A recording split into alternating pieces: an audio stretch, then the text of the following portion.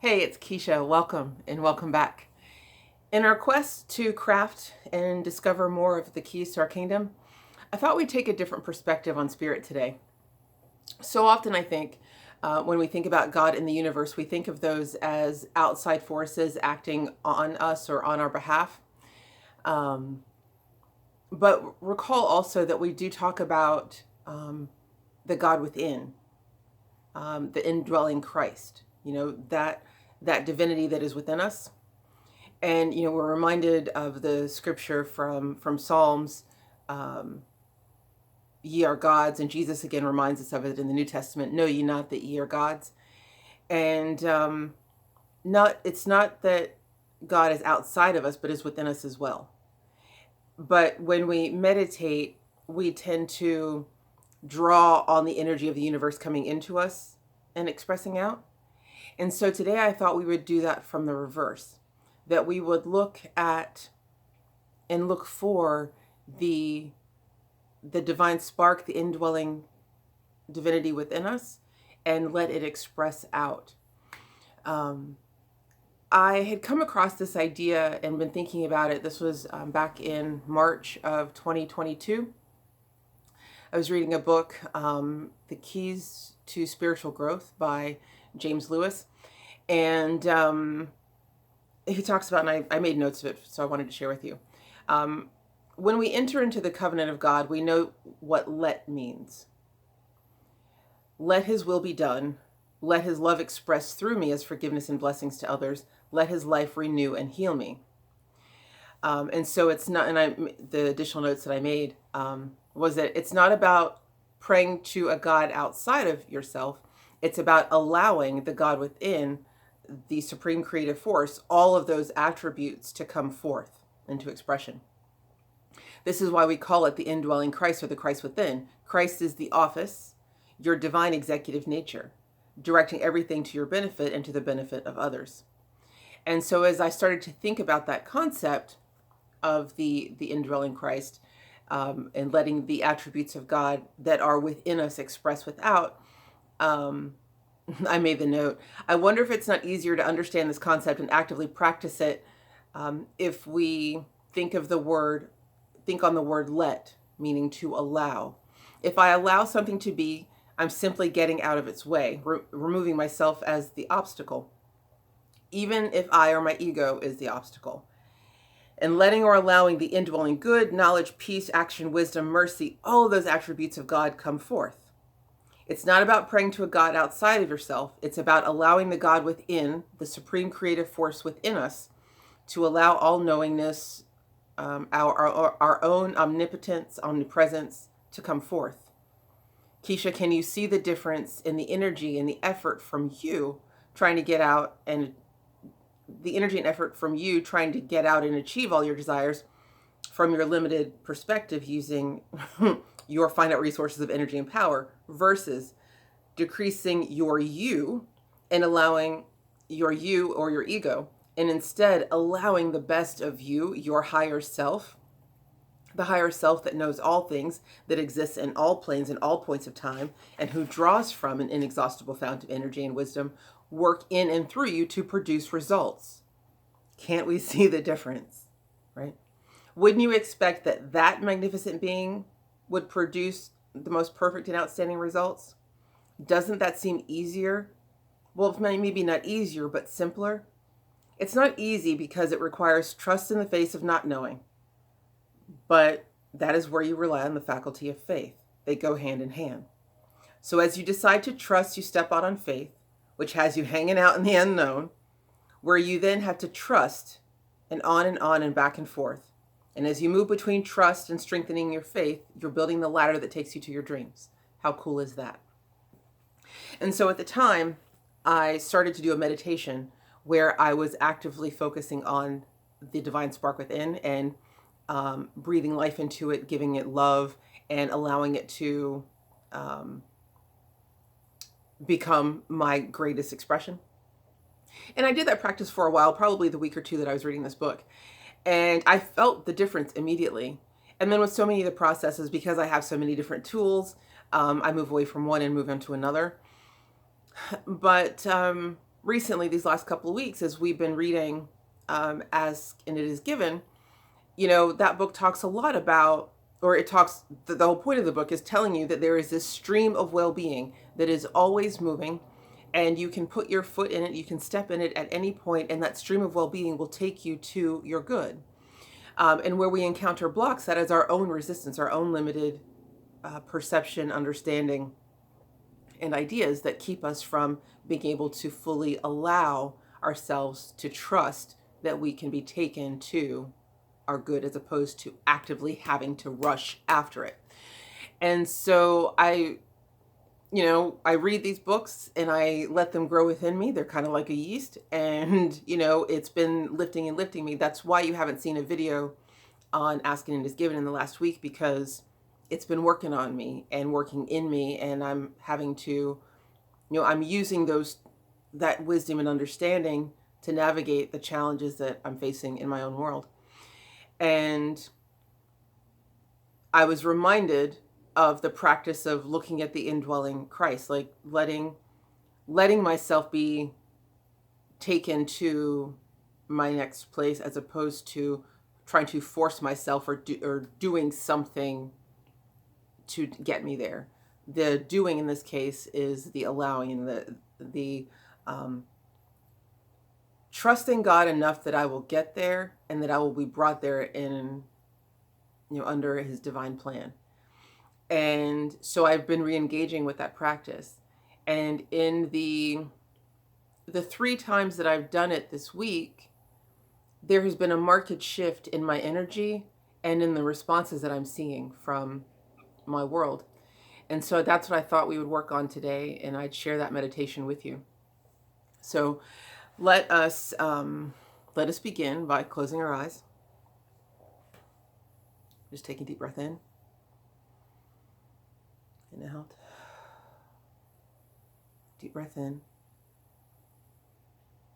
and out.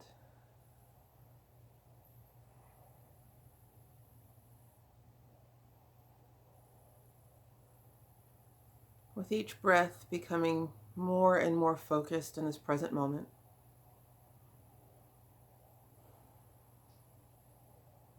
Feel your body in this space.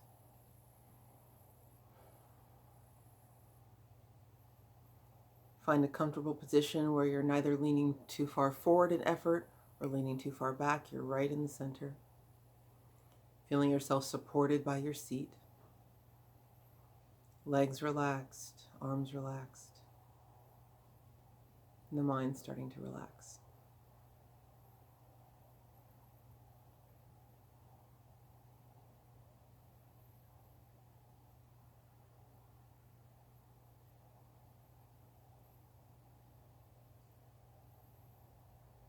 And any cares, concerns, worries, thoughts, imaginings, just gather them all up and gently release them to the ethers.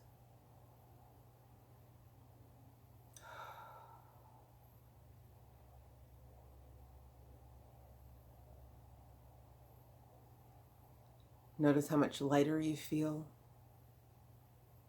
And there might have been a sense of collapsing into yourself because those thoughts and cares and concerns were taking up space in the body. So let them go and release them and replace them with peace and thoughts of love and trust. And breathe. You might feel yourself soften.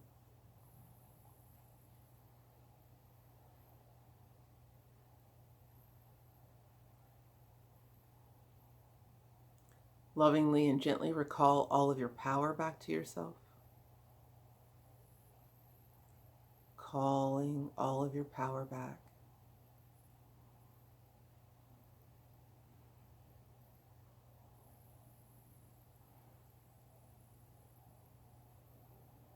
Feel yourself made stronger and more whole.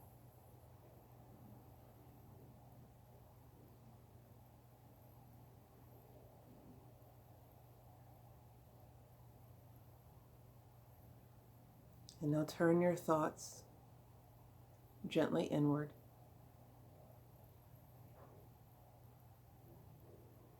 Begin to focus down into that heart space.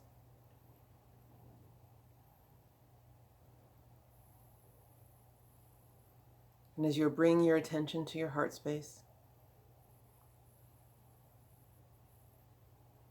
begin to notice or call forth the divine flame within.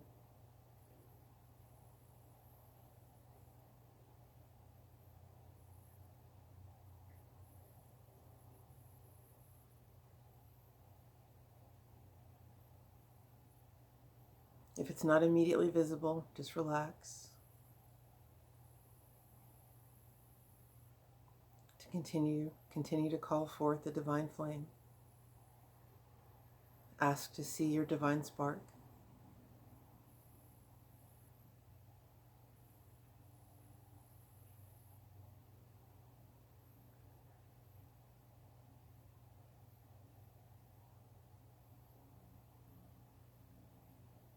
And in the heart of your mind, in the heart of your heart, as you see this flame, begin to send it your love and attention.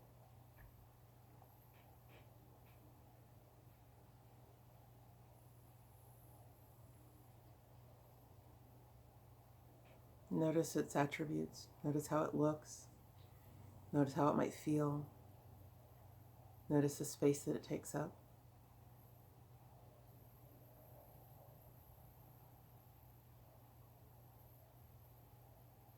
And notice as you begin to give this divine flame your inner spark, your love and attention, it begins to grow.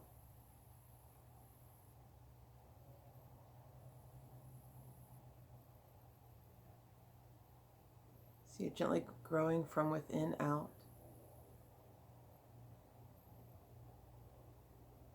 Bigger, brighter, more sure of itself.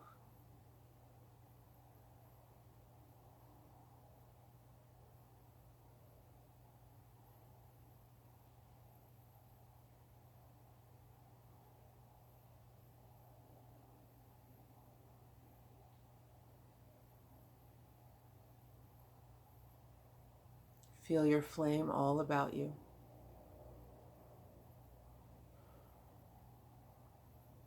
This mighty spark of divinity.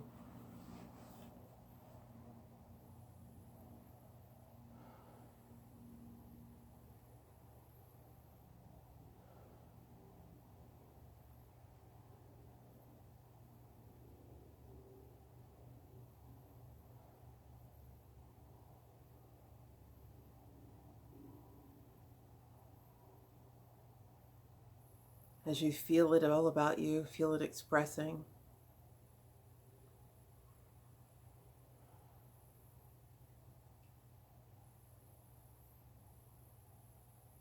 Gently begin to recognize all the attributes of God that are within it. Feel the goodness of your indwelling Christ. Feel love, wisdom, power, beauty, justice, mercy, understanding, compassion, peace, prosperity, abundance, limitlessness,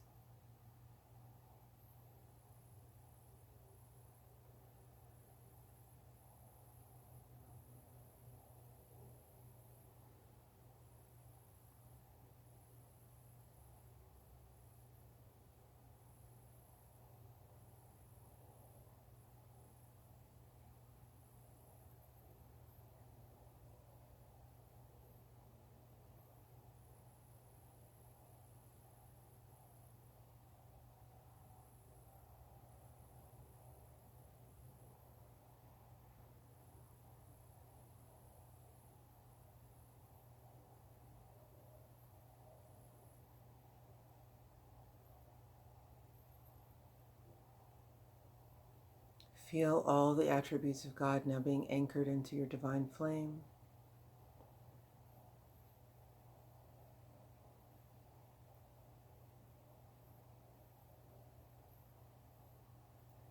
Feel the flame stationed in the center of your heart. Feel its energy, wisdom, and power all about you. Every cell in your body,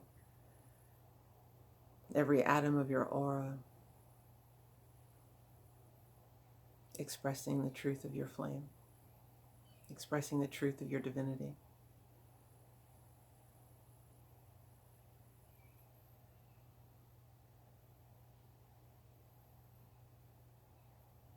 Now draw your attention, your mind's eye, back to yourself.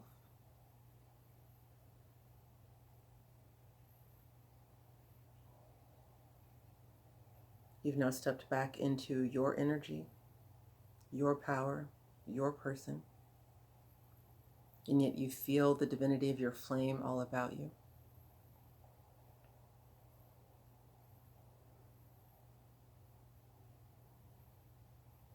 And notice how with your attention you can move into the expression of the flame, or you can be in the power of your being with the flame expressing all about you.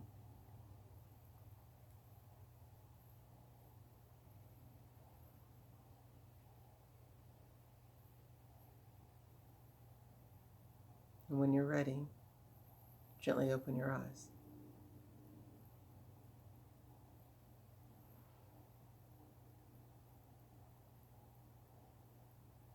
Notice how we've kept the flame about us. We still feel that power. We still feel the love, the wisdom, the compassion, the understanding, all of those attributes of God that we recognize and want to express.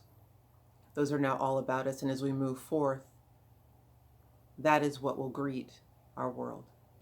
That is what will draw to us our own.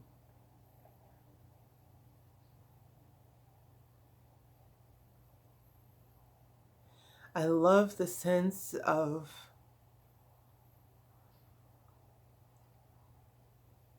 power that this feeds me. Not power in the sense of conquering and overcoming from the space of the ego, but the power that comes with the supreme confidence of knowing all that I am is present, and I am a full and complete being in my world. And it feels like an inexhaustible source and that I've tapped into, but it's not something outside of myself, it's within me. I think we do ourselves a disservice when we don't recognize just how strong we are. Not strong in the sense of overcoming obstacles, but know ye not that ye are gods? You know, we are magnificent. And we get so focused on the outer and the things that are being done to us and the things that we see that we don't agree with, and we give that our power. When we really need to be the power that is within us and show up that way in our world so that we attract to ourselves our own and we're able to provide solutions to the challenges around us. At least for me right now, this is the only key that matters, and I hope this is helpful for you too. We'll be back with more energy, more readings, more and more and more of more.